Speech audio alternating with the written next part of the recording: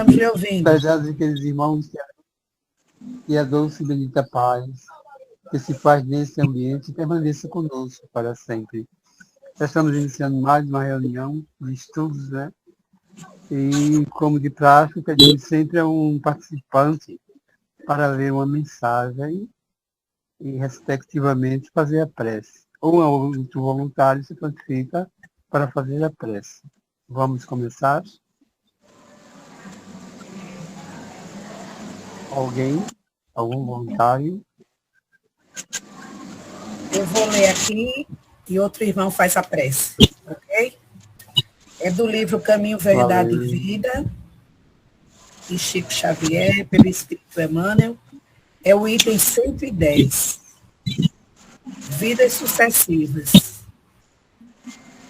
Não te maravilhes de te haver dito, necessário vos é nascer de novo. Jesus está em João capítulo 3, versículo 7. A palavra de Jesus a Nicodemos foi suficientemente clara.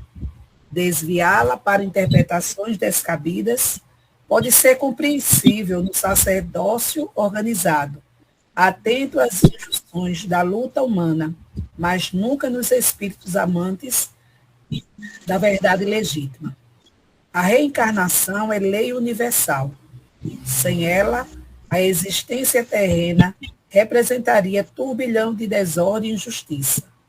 À luz de seus esclarecimentos, entendemos todos os fenômenos dolorosos do caminho. O homem ainda não percebeu toda a extensão da misericórdia divina nos processos de resgate e reajustamento. Entre os homens, o criminoso é enviado apenas cruéis, seja pela condenação à morte ou aos sofrimentos prolongados. A providência, todavia, corrige, amando. Não encaminha os réus a prisões infectas e úmidas. Determina somente que os compassa de dramas nefastos troquem a vestimenta carnal e voltem ao palco da atividade humana, de modo a se redimirem uns à frente dos outros. Para a sabedoria magnânima, nem sempre o que errou é um celerado, como nem sempre a vítima é pura e sincera.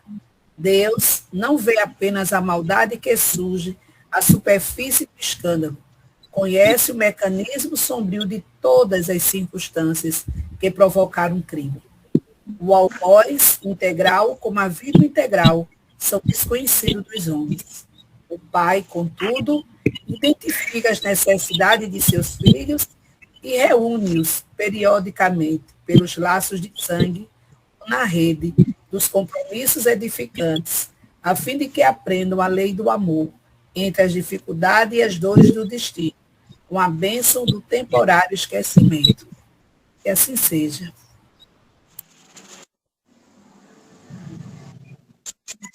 E a prece? Posso fazer a prece.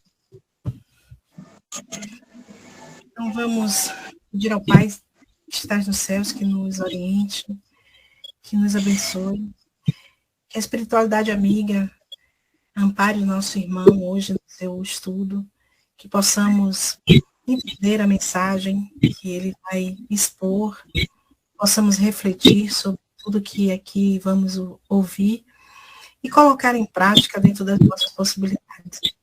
Que Jesus nos ampare na semana que se inicia, nos dando força, nos dando discernimento para que a gente possa agir da melhor forma como espíritos imortais que somos, sabendo que as nossas ações refletem no nosso futuro hoje e sempre.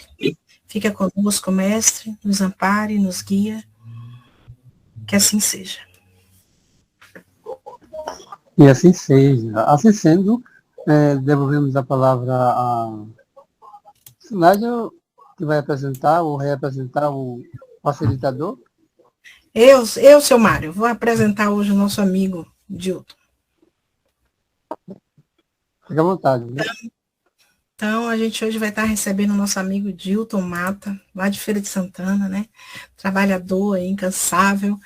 E ele vem aí da casa de Emmanuel, né? Emmanuel, e veio hoje, né, conversar um pouco com a gente, fazer a gente refletir sobre o terceiro capítulo do livro Pontos e Contos. Ele vai hoje falar sobre as portas celestes. Então, meu amigo, seja bem-vindo, que Jesus te ampare, te abençoe, o tempo é seu.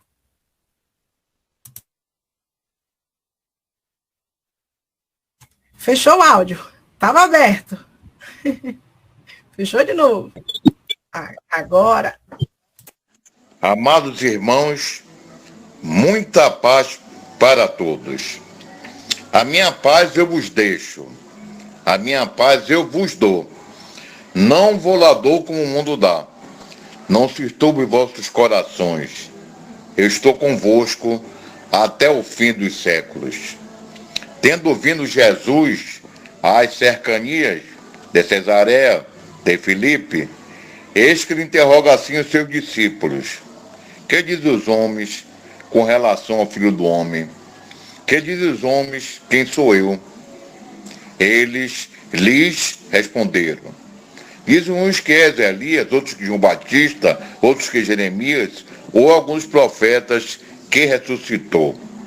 E vós, que dizeis dos homens, quem sou eu? Simão Pedro, tomando a palavra, eis que responde. Tu és o Cristo, o Filho do Deus vivo. Bem-aventurado és Simão, filho de Barjonas. Não foi nem a carne, nem o sangue que te revelou estas coisas, mas meu Pai que estás nos céus. E aqui estamos, né, alegres, satisfeitos por conhecer mais irmãos, não é? Porque nós espíritas devemos nos amar. E Kardec deu 2 mandamentos. Espírita, amai-vos, eis o primeiro ensinamento. Instruí-vos, eis o segundo. Só fazendo uma retificação, eu sou de Salvador, né? Terra de Irmã Dulce, a nossa grande Santa da Bahia, né? Da casa de Emanuel. O nosso tema da noite, hoje vamos refletir sobre um momento simbólico descrito por irmão X, que é Humberto de Campos, como sendo as portas celestes. Na visão espírita, meus irmãos, não se trata de um julgamento externo, mas do despertar da alma diante da nossa própria consciência. O nosso juiz é a nossa própria consciência. Quando ensina a doutrina, fora da caridade não há salvação, está lá no Evangelho, segundo o Espiritismo, capítulo 15º, não é? Sem a caridade não há progresso espiritual. Salvação aqui não significa privilégio, mas libertação íntima. A nossa proposta da doutrina espírita é cada um fazer a sua reforma moral. Vamos para o tópico 2. A consciência como tribunal. Como eu disse, o nosso juiz é a nossa própria consciência. Nos contos espirituais, muitos personagens chegam ao plano espiritual acreditando-se corretos, né? Quando chegamos no mundo espiritual, todos nós vamos retornar ao mundo espiritual, que é a verdadeira vida, a vida normal do espírito. Nascer, crescer, morrer, reviver ainda, tal a lei. A vida não começa no berço e não termina no túmulo. O materialismo científico diz que o homem é matéria, nada mais do que matéria, e morreu tudo, se acabou. Mas vem a doutrina científica, filosófica de cunho religioso, em 18 de abril de 1857, com o Livro dos Espíritos, quem matou a morte? matando a morte, mostrando-nos a vida. E o homem é uma tríade, é espírito, perispírito e corpo. O espírito é a centelha divina. Também poderia dizer que o espírito é a criação de Deus, né?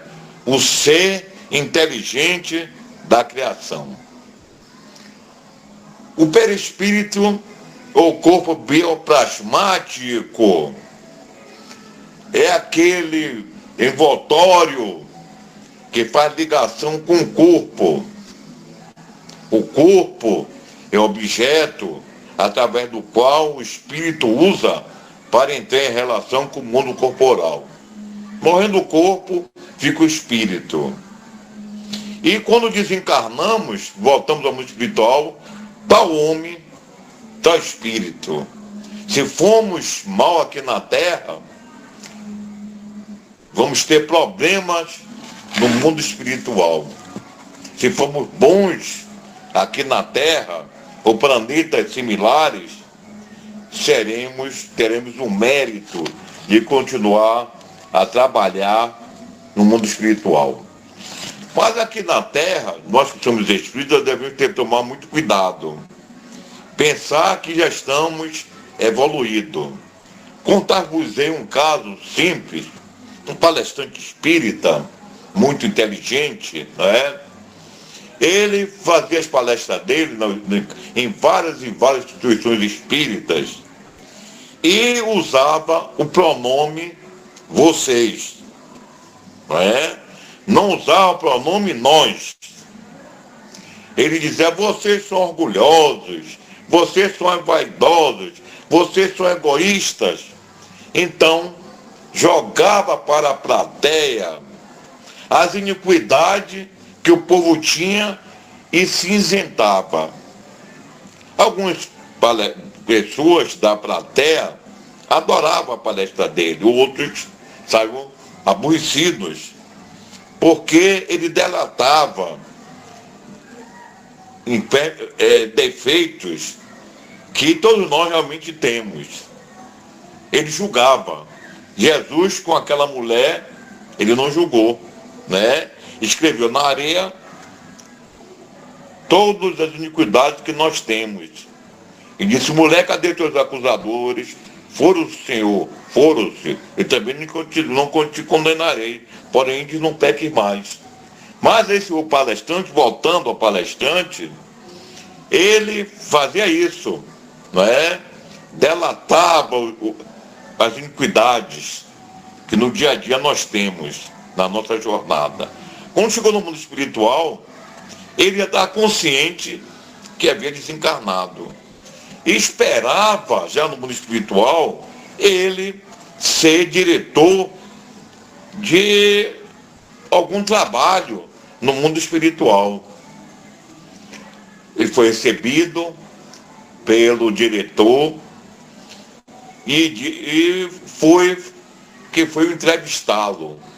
Ele foi logo dizendo orgulhosamente, olha, eu fiz mais de 2.000 palestras, eu fiz a caridade, eu dei pão aos pobres. Ele disse, sim, está aqui anotado, tudo que você fez está aí, está anotado. Porém, tudo que você fazia era com orgulho, com vaidade. Então você não vai ter direito a dirigir coisíssima nenhuma aqui. Você vai reencarnar, e vai reencarnar surdo e mudo. E vai ensinar a doutrina espírita aos surdos e mudos. Muitos de nós pensamos que já estamos evoluídos.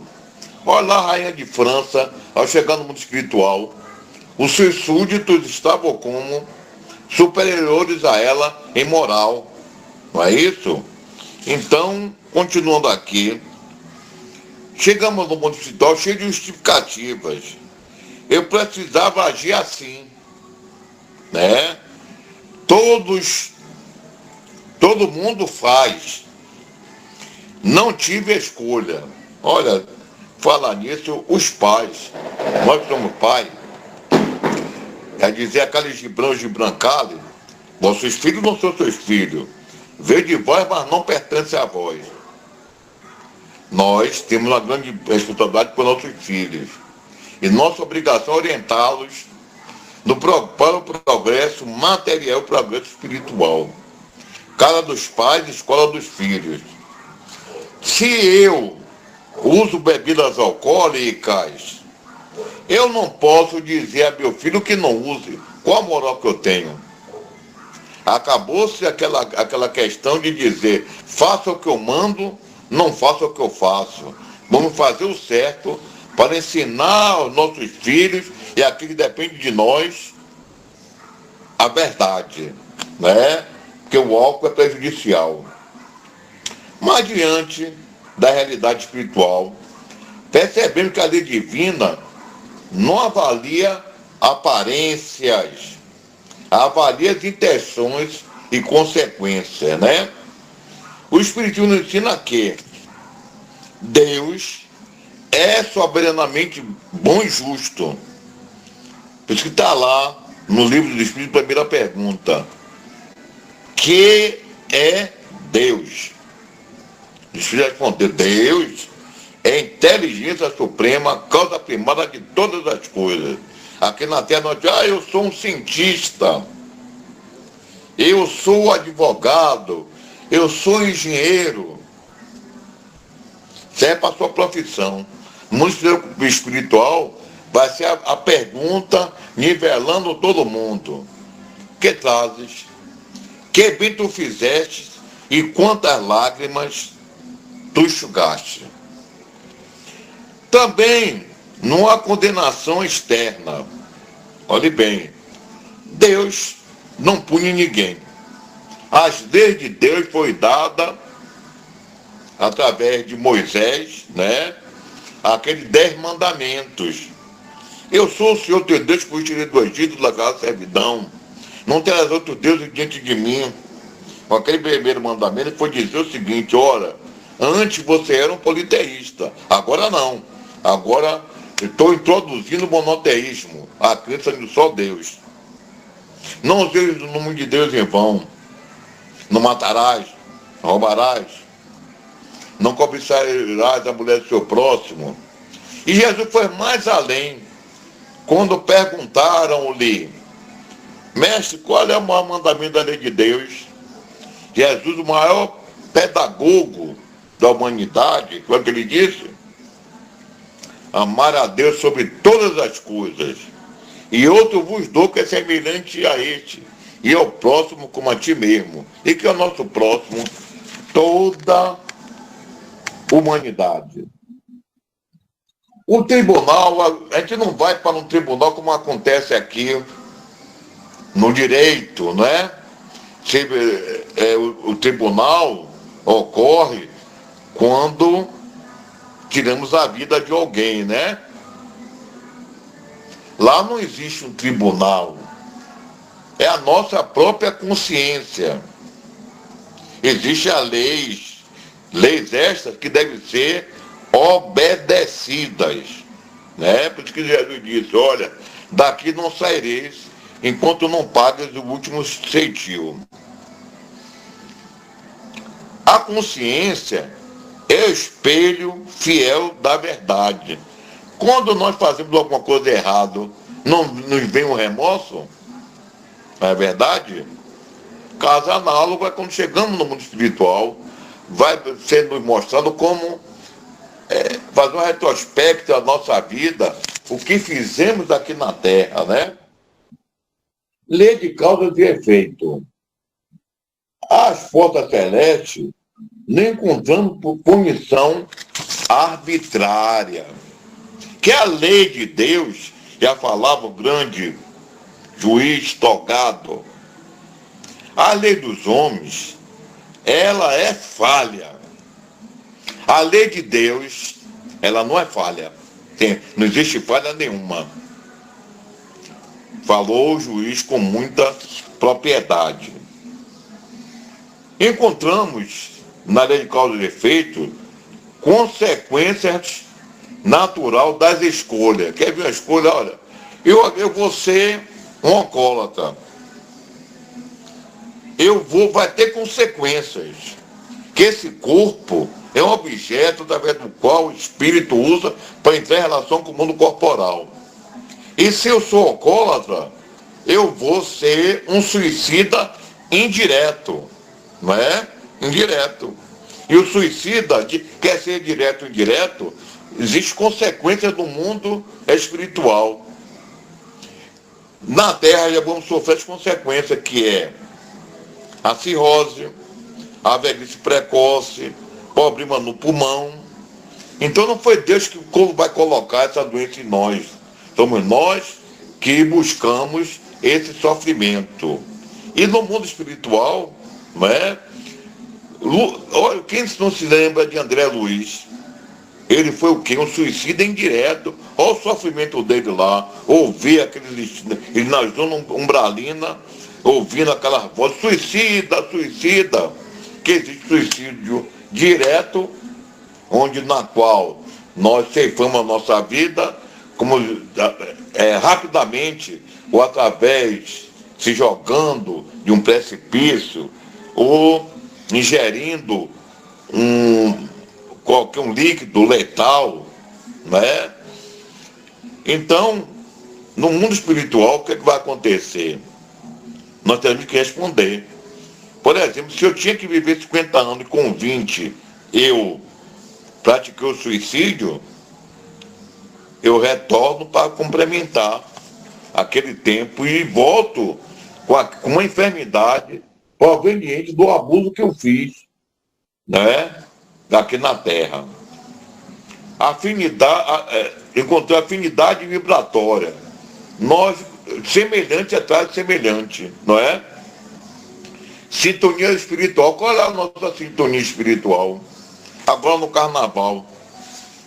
Não é? Nós espíritas, já sabemos que no carnaval vem uma avalanche de espíritos inferiores, né? Insuflar, aproveitando de nós, a desordem, os crimes sexuais, não é? Acontece os estupros, os homicídios, os acidentes automobilísticos, né? Então nós não vamos, nós espíritas sabemos o risco que é aquelas vibrações negativas. Olhe bem, se cultivamos egoísmo, atrairemos experiências compatíveis. É como eu disse, semelhante atrai semelhante. Se cultivamos amor, aproximamos-nos da luz, claro. Aqui em Salvador existia um cardeal, dos maiores cardeais que a Bahia já teve, Dom Abelar Brandão Vilela. Ele dizia: só amor constrói, só amor nos eleva aos páramos celestiais. Quem ama atrai para si espíritos bons, né? Quem odeia só atrai espíritos do mesmo quilate que nós, não é isso? A espiritualidade superior não impõe sofrimento nenhum. Se nós sofremos, está lá no Evangelho, existem duas causas. Ou está na vida atual, que não precisa microscópico,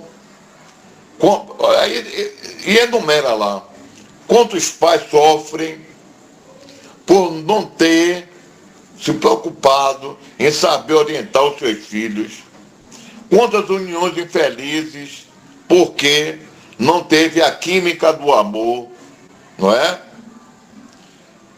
Quantas enfermidades poderíamos evitar, mas nós dizemos sempre assim: deixa a vida me levar. Quando eu morrer, me enterre na lapinha. E começa a viver uma vida dissoluta. Isso é um exemplo lá, está lá aquela parábola do rico e Lázaro, né? O rico se vestia de púrpura e linho finíssimo, se banqueteava esplendidamente, né? De licores e manjares. O pobre Lázaro ia à porta dele, pegar as migalhas que caíam daquela mesa e ninguém lhes dava. Quando ele desencarnou, né, ele foi para onde? Para as zonas umbralinas. E o Lázaro, que sofreu com resignação, com fé e esperança no porvir, foi para ser de Abraão.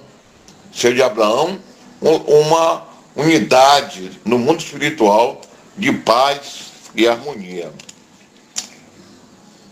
Ela apenas respeita a nossa liberdade, espiritualidade, né?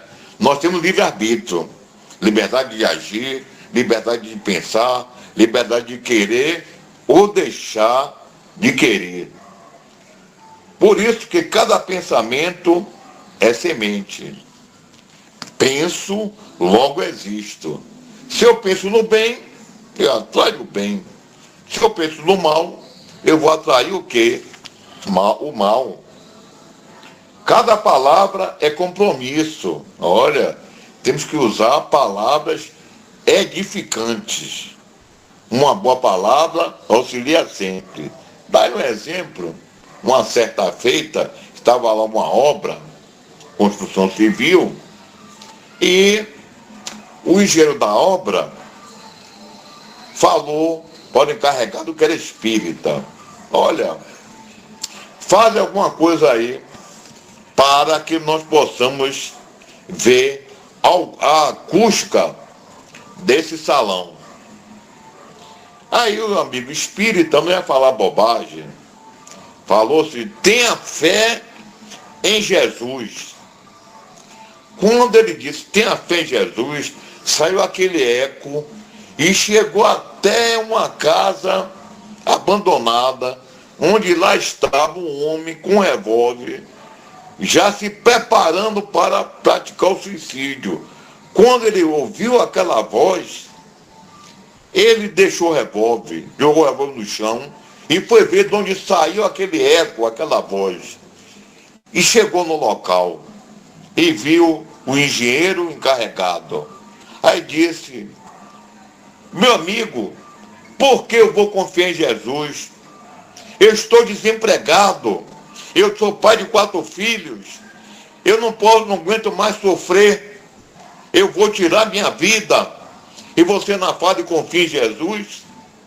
Aí o espírita encarregado disse: sim, confia em Jesus. Daí o engenheiro da obra disse: venha trabalhar amanhã. Olhe bem, se o encarregado espírita fala uma pornofonia e ajudar alguém, não, de maneira nenhuma. Engano da vida espiritual. Em certos centros espíritas, esse ponto é fundamental. Não basta conhecer a doutrina, é preciso vivê-la. Olha, por isso que Jesus disse: hipócritas, bem profetizou de ti Isaías, esse povo honra-me com os lábios e seu coração está longe de mim.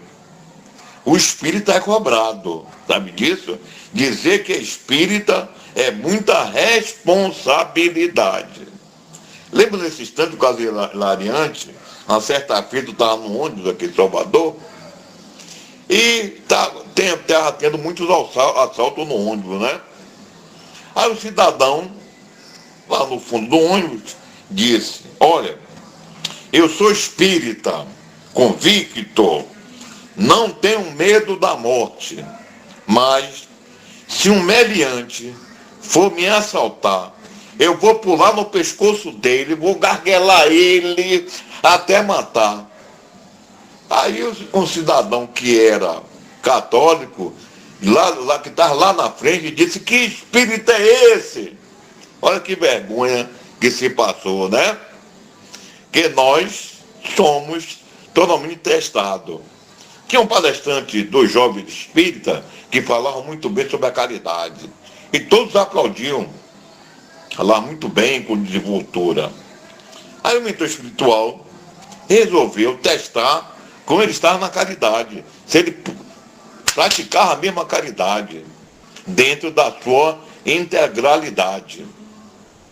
Aí um dia chuvoso, ele terminou a palestra, foi descendo a ladeira, aí foi subindo uma senhora, com frio, toda molhada, e disse: boa noite, meus filhos.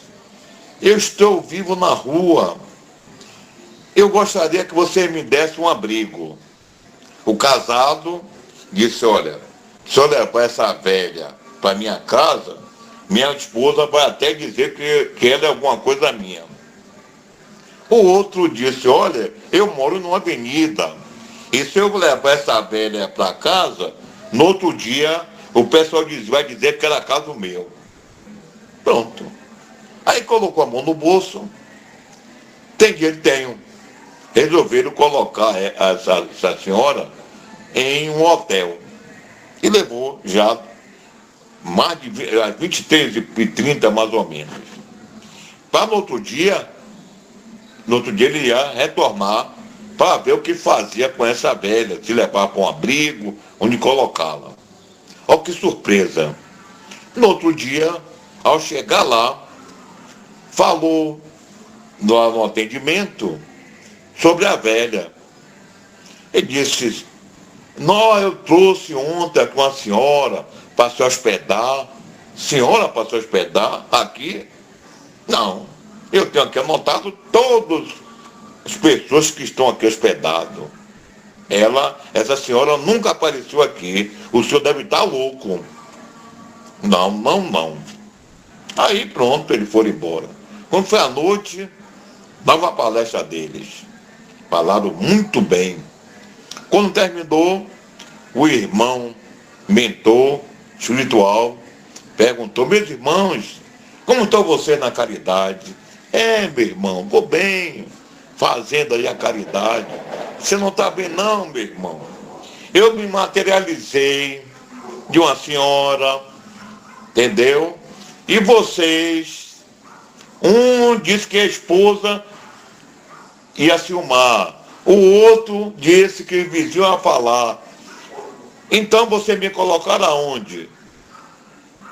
Em um hotel, não é? Estude mais e põe em prática, não é? Por isso que tem aqui no livro, está dizendo que é preciso vivê-la, pôr em prática. Falavam em caridade, mas eram orgulhosos. Olha, quer ver uma coisa? No centro espírita, nós palestrantes não somos melhores do que ninguém. Sabe o que é que nós falamos? Para tomar vergonha na cara e pôr em prática. É isso. De pôr em prática. Não sou melhor não. Palmas! Temos vários palestrantes que gostam de palmas. Palma para Jesus. É o único que merece palma. Nós não merecemos palma nenhuma. Agora, num evento, não é? Num evento onde se declama uma poesia, né? No aniversário, isso sim. Mas você faz uma palestra e palmas, de maneira alguma. Pregava humildades, mas exigiu reconhecimento. É humilde ou não é? Humildade era Chico. Eu sou um cisco, sou um sapo. Lembro-me nesse instante que quando o Chico lançou o livro, aí um jovem veio correndo e disse: Chico, bote seu autógrafo aí. Aí Chico escreveu Cisco. Aí o jovem alegre pensou que ele ia falar um bocado de coisa ali. Aí quando olhou, Cisco, aí botou: Chico, você escreveu Cisco, é o que eu sou, diante de Jesus, diante de Deus, não é? Que maravilha, né? Mas nós dissemos: eu sou o melhor palestrante, eu sou o melhor advogado, Eu sou o melhor professor, eu sou o melhor pedreiro dessa região, sou o melhor mecânico, mas sempre existe alguém melhor do que você, né? Não existe o melhor. O bom é. Nem Jesus quis ser bom. Quando o jovem foi até ele, bom mestre, por que me chamas de bom? Bom é o Pai que está nos céus. Pai do que está nos céus este que faz nascer o sol e a chuva, manda a chuva para as pessoas justas e injustas, não é? Esse que é bom. Estudam o evangelho, mas não praticam. O conhecimento sem ter formação íntima torna-se responsabilidade maior. Quanto mais sabemos, mais somos chamados a exemplificar, né? O céu como estado de consciência. Céu e inferno não é um lugar circunscrito. Céu e inferno está dentro da nossa consciência. Que Deus é esse que a pegar, não é? Colocar um inferno, criar inferno, para colocar seu filho ali eternamente. Por isso que o juiz falou, a lei dos homens é imperfeita, a lei de Deus é justa, não é? Por exemplo, eu digo sempre que falo palestra, os homens parecem que é superior a Deus. Porque na lei dos homens, existem 3 tipos de pena a cumprir. Regime fechado, regime semiaberto e regime aberto. O cumprimento da pena. Uma pessoa só pode ser apenado até 40 anos, antes era 30. Você pode cometer vários crimes. Roubo, 12 anos. Furto, 20. Homicídio, mais 20, que chega a 200 anos. Mas você vai cumprir 40 anos. Já na lei de Deus, se você, quando está andando na terra, cometeu algum deslize, vai lá para o inferno, ficar eternamente lá, sem ter direito a sair de lá, vai ficar eternamente. Mas a doutrina espírita veio dizer o quê? Que existe a lei de progresso. Deus não vai deixar ninguém lá eternamente, não, ele vai dar oportunidade. Nero teve a oportunidade dele. Nabucodonosor e vários aí que trouxeram problemas para a humanidade, não é? Então, realmente, não existe esse lugar circunscrito, porque a doutrina espírita trabalha com a ciência. A geologia, que estuda a formação da Terra, não encontrou esse dito inferno propalado pelas religiões. Perdoamos antes de sermos pedidos. Ajudamos sem divulgação, trabalhando bem mesmo sem aplauso, né? A gente às vezes quer que seja reconhecido os nossos trabalhos. Irmã Dulce foi um exemplo, né? Construiu um hospital que é exemplo para vários e vários hospitais públicos do nosso Brasil varonil. E o inferno começa quando? Se eu faço bem ao meu próximo, eu estou no céu.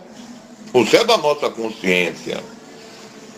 Não é? Se perdoamos ao nosso semelhante, que o perdão foi perguntado ao mês. Quantas vezes deveria eu perdoar meu irmão? O Pedro perguntou. Será até 7 vezes? Não, eu não vou dizer que perdoa até 7 vezes, mas 70 vezes 7 que é igual a 490. Pedro, o perdão é proporcional à gravidade do ato praticado. Pedro, perdoe sempre, infinitas vezes, cada falta que nós cometemos, que o próximo cometer contra nós. O inferno começa quando? Guardamos ressentimento. Nós temos aquele rancor. Eu jamais lhe perdoarei. Eu te odeio. Está no inferno da própria consciência. Alimentamos o orgulho, né? O orgulho do saber, né? Sócrates, o maior filósofo, só sei que nada sei, né? Nós justificamos nossos erros. Errou, tem nada justificativa, tem que consertar. Após a desencarnação, apenas continuamos sendo quem somos, né? Tal homem, tal espírito. Não há milagres de transformação instantânea. Há continuidade da vida. Olha, nós levamos aqui na Terra uma vida das ilicitudes. Matamos, roubamos, furtamos, praticamos estupro. E se nós formos entrar na doutrina espírita, a doutrina espírita vai dizer que está salvo. Olhe bem, se eu tiro a vida no semelhante, que é a vida no Código Penal e Código de Processo Penal e na Constituição, artigo 5º caput, a vida é um bem jurídico disponível. Como é que eu mato tiro a vida do semelhante de um pai de família? Essa viúva chorou lágrimas de sangue, deixou filhos necessitados, que ele era a comeira da casa. Aí eu entro na doutrina espírita ou outra religião e diz, Deus já lhe perdoou, eu estou no céu. Subindo para o céu eu vou. Tristeza já não vão comigo porque Jesus já me alegrou. Joguei a tristeza fora e com Jesus para o céu eu vou. Céu da boca que vai. Quando você tirou a vida do semelhante, lá no mundo espiritual, se ele não for um espírito superior, ele vai estar lá lhe esperando, não é? Para se vingar. É por isso que existe o quê? A obsessão de desencarnado para desencarnado. Uma mulher fez não sei quantos abortos. E no mundo espiritual, comandava uma briga de espíritos inferiores, Dr. Teófrasto. E ele era como se fosse um juiz nessa região umbralina. Aí, essa moça com 35 anos, está desencarnando. Aí, um daqueles que fazia parte daquela horda de espíritos inferiores, foi e falou com o Dr. Teófrasto. Dr. Teófrasto, olha, está chegando aí aquela que seria minha mãe. 3 vezes eu quis, ela ia reencarnar. Ela não deixou, ela interrompeu a gravidez. Ela foi atraída logo para aquele local. Nós fomos atraídos para o local onde vibramos. E ela foi julgada, como acontece no tribunal, que tem 7 homens, pessoas do povo, 7 júris, né? 7 jurados, para julgar se a pessoa é condenada ou não. E ela foi julgada. Sabe o que ela foi transformada? O perispírito é um fenômeno chamado licantropia, em uma loba. Ok?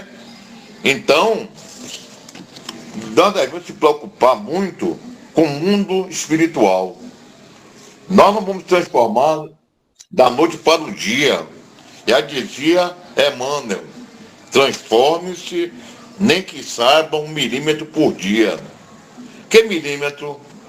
Porque é um submúltiplo do metro. Eu sempre digo. Eu estou aqui no meio, aqui nessa mesa. À minha direita está, depois do metro, centímetro, milímetro. Então, é o submúltiplo do metro. À minha direita, decâmetro, hectômetro, quilômetro. Aí eu digo, por que ele não mandou se formar por quilômetro? Que é muito. Milímetro é melhor, né? É um submúltiplo. Esse espírito é um grande matemático. Entendeu? há continuidade da vida. Nós continuaremos vivos. Ninguém morre, não é? A aplicação prática para o trabalhador espírita. Pergunta importante para nós que frequentamos a casa espírita. Estou apenas assistindo palestra ou me transformando? Esse é o retrospecto que nós vamos fazer. Minha participação é serviço ou busca de destaque. Olha, na doutrina espírita não existe a hierarquia. Não existe, não. Existe o presidente, vice-presidente, é mais lá para o Código Civil, né? Para resolver a questão de ir para o cartório, ter uma pessoa jurídica. Mas ali o ser partido, ninguém é melhor do que ninguém. Tenham sido instrumento de pacificação quando no grupo espírita houver qualquer problema, deve se reunirem-se e conversarem, colocar, ver onde houve os erros para consertar e não sair debandado. As portas celestes não se abrem por frequências a reuniões. Abre-se pela transformação moral. Não é? Então, a doutrina espírita é uma doutrina libertadora. Ela nos concita ao estudo. A doutrina espírita, ela veio para ficar. Ela tem como meta o homem nos seus diversos níveis sociais e culturais. Nós temos aí o Pentateuco kardeciano para nós estudarmos. O espírita tem que estudar. É por isso que as casas espíritas, ela tem os seus estudos. Aquele que sabe mais, ensina aquele que sabe menos. Essa é a tônica da doutrina espírita, né? Não se achar o melhor detentor da verdade. Quem é o detentor da verdade? Quem é Jesus. Quando ele disse, eu sou o caminho, eu sou a verdade, eu sou a vida, e ninguém irá ao Pai, senão através de mim. Conclusão, a mensagem de irmão X não é de medo. Não. A doutrina espírita não nos faz medo. Ele mostra a verdade. Através de quê? Da reunião mediúnica. Ali que está a parte científica da doutrina. Onde aparecem aqueles espíritos, muitas comunicações de felicidade ou de dor, para mostrar a cada um de nós, se nós não procedermos bem, vamos estar naquela mesma situação que aqueles espíritos nós atendemos e doutrinamos. É lucidez. Não precisamos temer o além. Nós tememos a morte, né? Nós tememos a morte. Tem muitos espíritas que não têm medo da morte, né? E já vi muitos palestrantes falar assim, olha, a morte não existe, mas que ela se esqueça de mim por muitos anos. Então não é espírita, né? Por muitos anos. E todo dia nós morremos. Todos os dias, ao dormir. Alguém vê a hora que pega no sono? Ninguém vê, nós somos arrebatados. E ali é a semi-morte. Ali, vamos dormir, é o quê? Vai haver a liberdade parcial do espírito. Daí nós vamos nos encontrar com quem vibramos. não é? Se somos alcoólatras, vamos lá para os bares. Se somos pessoas levadas, destinadas ao sexo, vamos para aqueles locais. Agora, se fazemos o bem, vamos trabalhar lá no mundo espiritual. Porque cada dia é preparação para o grande encontro com a própria consciência. É feliz, é aquele que pode dizer, errei, mas estou me esforçando. Né? Para encerrar, deixarei uma mensagem. Quando o grande processado ouviu a condenação, eis que o povo esperava aflito o gesto de reação. Não se dizia ele o emissário de Deus? Fala-se que Jesus era o caminho, a verdade, a vida vitoriosa no seio da humanidade.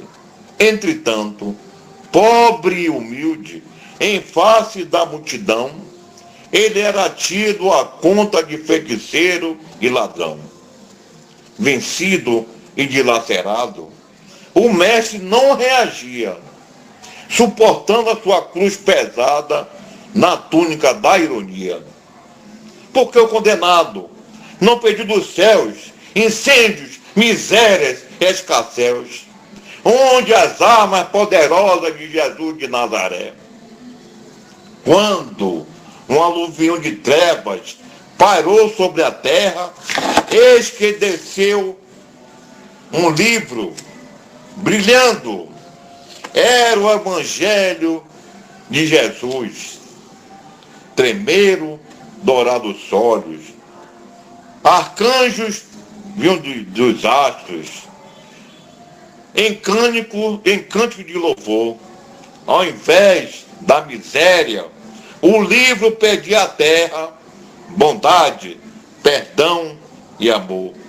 Começou novo reino, horizontes infinitos, descerraram-se aos aflitos, perdidos nos escasséus, aos fracos e debitosos, aos tristes e deserdados, contemplaram novos mundos, novos céus. Desde então, a humanidade cresce e porfia à luz do Evangelho. Que Jesus nos abençoe agora e sempre. Muita paz para todos. Muita paz, gratidão, seu Dilton, muito bom, né? Que possamos, né, aplicar realmente as lições do Evangelho do Cristo, e como o próprio irmão X diz, né, as portas do céu nos perguntem se amamos Deus acima de tudo, se perdoamos, se ajudamos os inimigos, se colocamos as nossas vontades abaixo das do Pai, e se vivemos realmente a caridade. Gratidão, foi muito bom, de forma muito sucinta e simples. Gostei, assim, muito tiro ao alvo. Eu gosto quando vão, assim, diretamente ao ponto. Gratidão, mais uma vez. Alguém quer falar alguma coisa? Para qualquer época, estou à disposição, viu? Nós agradecemos e vamos chamar de novo. Alguém quer falar alguma coisa? Tem alguns minutinhos. Alberto. Rapidinho. Boa noite, pessoal. Boa noite, Dilton. Obrigado, meu amigo, pelas reflexões. Agora, uma das coisas que me tocou muito foi quando você tratou dos aplausos, né? E os aplausos para a espiritualidade, para Jesus, e precisamos muito tratar dessa questão da vaidade, né? Como é que você vê isso no movimento espírita? A vaidade, olhe bem, eu sempre combato isso, né? Por exemplo, eu tenho duas formações. Eu sou professor de matemática, mestre, sou advogado, com tempo para pós-graduações. E uma certa feita, eu fui fazer um seminário e colocaram lá os meus cursos. Faltando 72 horas, estava lá o Foden. Dr. Dilton Mata Souza, professor, mandei tirar. Senão não faço seminário. Que ia falar sobre o alcoolismo, a sua parte sociológica do alcoolismo, não é? E o que é que acontece nos centros espíritas, né? Principalmente nos seminários, você vê, para formar uma mesa espírita, você chamar cada irmão, você vai ver os cursos, todo que ele tem. Isso está o quê? Insuflando a vaidade, não é? Nós não podemos ser vaidoso. O médium vaidoso, eu recebo o mentor da casa. Não, de hipótese alguma, ok? A vaidade é prejudicial e precisamos acabar com isso, né? Precisamos. Está respondido? Está respondido. E o foco principal do movimento espírita é a gente tratar dessas questões pessoais nossas, espirituais e às vezes não profissionais, né? Não misturar esse viés. Uma coisa é do ego, que o personagem, né, precisa. Outra coisa é do self, é do espírito imortal. Então ele tem que separar aquilo que é da espiritualidade e do que é da materialidade para não misturar os papéis, né? Então eu concordo também com esse ponto de vista, né? A gente precisa tratar muito essas questões no movimento espírita com cuidado, com muita leveza, né? Quer outra religião? Eu dou um exemplo. Aqui na calçada eu fui colega do Padre Pedro, colega de faculdade. Padre Pedro era mestre em direito de família, mestre em ciências criminais, Padre Pedro. Eu tenho um amigo que é pós-doutorado em sociologia, Pastor Lázaro. Pastor Lázaro. Agora você vê no movimento espírita, doutor fulano de tal. Há o que? Uma barreira entre os frequentadores e aquele ali, doutor fulano de tal. Tem o centro espírita que eu falo aqui, primeiro sábado do mês, que estava fazendo isso comigo. Agora vai falar o doutor Dilton. Eu não gostei. Eu tomei a palavra, me levantei e disse não, eu sou irmão. Diolindo Amorim, é um exemplo, Diolindo Amorim, dos maiores expositores do Brasil, presidente do Estudo Espírita Brasileiro, veio falar aqui em Salvador, nos anos 70, né, aí o coronel, lá no quartel da polícia, aí antes de se apresentar, pequenininho, ele. Agora vai falar o jornalista, o presidente não sei da onde. Sabe o que ele fez? Ele entrou debaixo da mesa. O salão estava cheio. Esse homem levou 20 minutos para falar todos, até dos livros que ele lançou. Quando terminou, procurou Diolindo. Aí Diolindo levantou. Aí disse, meus irmãos, eu estava debaixo da mesa, coloquei meus 2 mãos no ouvido para não escutar as besteiras que esse irmão estava falando. Tá vendo? Não quis ser, é melhor. Todos nós somos iguais, né? Todos nós somos iguais. Perante Deus, ninguém... É a rainha de França, mas não acontece aquilo, né? Às vezes pensa que alguém que é um grande, às vezes um grande palestrante, chega no mundo espiritual, não está na mesma condição que aquele outro frequentador está. Que o frequentador pôs em prática, né? E ele não pôs. Tem que tomar muito cuidado com isso, com vaidade. Verdade. Gratidão mais uma vez. Alguém mais, gente? Só agradecer. Foi muito bom. Como você já disse aí, né? Foi redundante aí. E foi sucinto, claro, objetivo. Agradecer que outras oportunidades, senhor Dilton, possa estar conosco, né? Tá certo. Então, queria saber se o Mário está aí? Tá, mas saiu. Então sai debaixo da mesa, seu Mário. Elvira, Oi, disse. deixa eu fazer uma pergunta para Dilton. Sim. É assim, eu já tive o sonho, o mesmo sonho 3 vezes. Eu, particularmente, eu acho que é um pesadelo.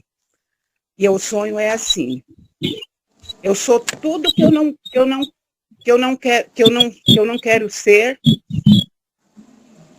assim, nessa reencarnação. Não bebo, não fumo por não gostar mesmo, não deixei, não tinha visto. Mas, assim, no sonho, eu me vejo uma pessoa debochada, que fala palavrão, uma pessoa que bebe, que fuma. Hoje mesmo eu acordei, quando eu sentei, eu falei: Senhor, será que eu sou aquela pessoa? Eu tive um pesadelo, porque aquela pessoa que eu acho que eu já sonhei 3 vezes, eu tive um pesadelo, é tudo que eu odeio nessa vida, tudo. Aí eu pergunto para você: é possível uma pessoa encarnada, e assim, começando num espiritismo, que nem é o meu caso, sonhar, se ver em outra reencarnação, uma pessoa completamente diferente do que eu sou hoje e tudo que eu odeio hoje? É possível uma coisa dessa? Minha irmã, é possível, porque exige o sonho material, o sonho espiritual, né? Muitas vezes no sonho vai retratar encarnações que a senhora teve no passado. Mas com isso, só tem que fazer o quê? Orar, né? Antes de dormir, para que não suceda sempre esses sonhos, né? Nos quais ela teve aquela vida, né? Que todos nós tivemos. Quem nunca bebeu? Eu também nunca bebi, nunca fumei. Mas será que porque no passado, naturalmente, os espíritos dizem, já usou bebidas alcoólicas. E nessa encarnação veio com a missão, com a tarefa de não beber mais. Entendeu? Não fumar mais. Só tem que orar muito. É assim, Dilton, assim, eu particularmente, eu me policio, sim, não gosto de palavrão, não gosto de grito, não gosto de escândalo, sabe, assim, de coisas assim, que foge, que nem tem pessoas que são, mas eu acho horrível e não quero ser essa pessoa. Aí eu me vejo num sonho, tudo que eu odeio, né? Aí talvez seja falta de oração mesmo, porque hoje eu estava conversando com uma colega, ela falou assim: você está orando? Aí eu falei assim, acho que eu não estou orando o suficiente, né? Mas aí eu fiquei pensando: Senhor, agora mesmo você estava fazendo a fala, eu estava pensando: Senhor, não quero mais.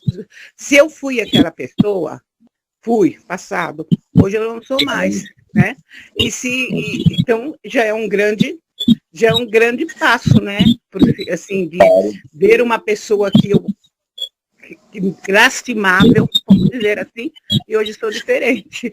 Então, eu fiquei pensando, acho que é falta de oração, realmente, acho que eu estou precisando orar mais. E é isso, gente. Orar e vigiar, né? Orar e vigiar. Agora orar mais. Então, chegamos no nosso horário, né? Queremos agradecer mais uma vez, Dilton, a todos que estavam aqui hoje, né? Que possamos estar aqui na próxima semana, 4º capítulo. E, seu Mário, quer falar alguma coisa? Não, eu quero somente dizer que eu gostei muito, sabe?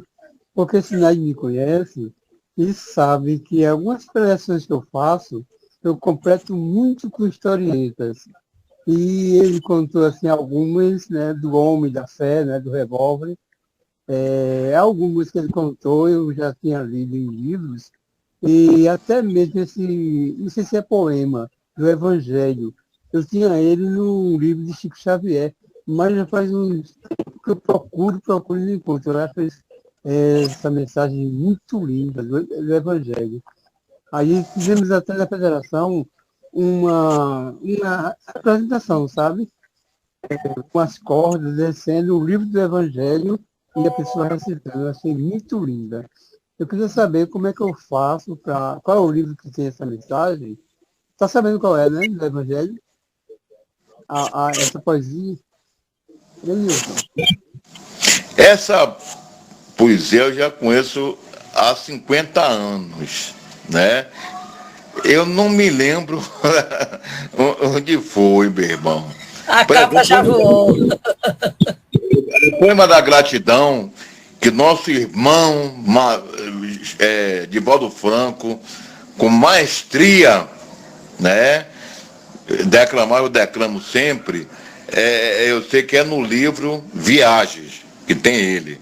Eu só declamo de uma vez, de uma única maneira, aquilo que eu decorei. E Divaldo, ele trocava. Ele tinha Joana de Ângeli, né, para fazer aquilo ali. Esse livro eu nem me lembro qual foi, viu? Esse que eu declamei aí, viu? Mas que eu descobri, eu passo para o nosso irmão Alberto. Ok, tá ok. Mas o senhor, assim, entendeu também. Eu, na maioria das vezes, eu fazia também, de volta, poema de gratidão, fazia sempre, sabe? Não só esse, mas o outro que tem, acho que é Novo Amanhecer, que tem até uma música. Aí eu queria, mas toda vez que eu ia ler, eu lia, tinha diferença. Eu digo, acho que eu não vou decorar nunca, porque ele coloca, faz as colocações. Eu não sei se é a estratégia dele já, não sei. Mas foi jóia, foi muito bom, viu? Deus Essa abençoe. semana é Kelni que pronuncia ou é Kelni? Kelni. Kelni. Pronto, Kelni é que vai estar conosco próximo domingo. Seu Mário, conclua aí, por favor. Vamos agradecer, né, Sunaide, com a prece que eu gostaria que alguém fizesse.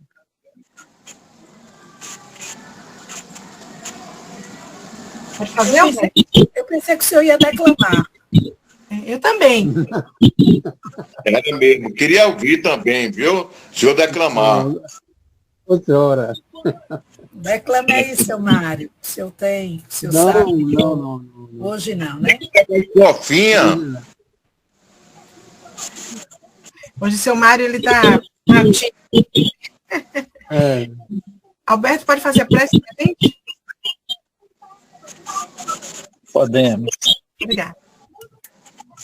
Então, meus irmãos, vamos agradecer primeiro ao nosso Deus maior, nosso Pai, por essa noite maravilhosa, onde nos conectamos mentalmente, mas espiritualmente também, através desse elo divino que une os seres, que é a questão do amor, de acreditar nessa força interior que nós temos, de respeitar o próximo, de olhar a ele com um olhar de carinho, de respeito, seja quem for, sem medir, sem julgar, sem condenar, porque esse é o princípio da lei do amor, de justiça e caridade.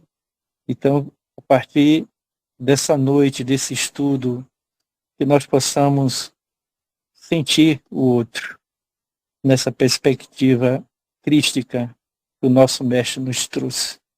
E agradecer por essa noite, por esse estudo, por essas reflexões. Muito obrigado, Mestre Jesus.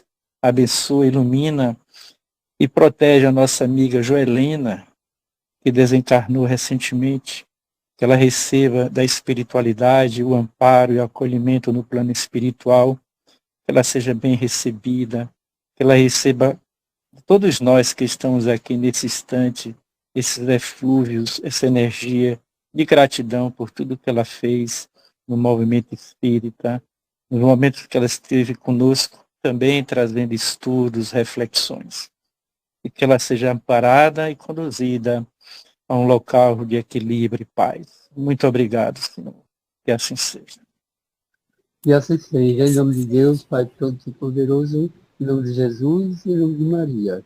Consideramos finalizados o trabalho dessa noite, desejando a todos muita paz e muito trabalho pela frente, viu?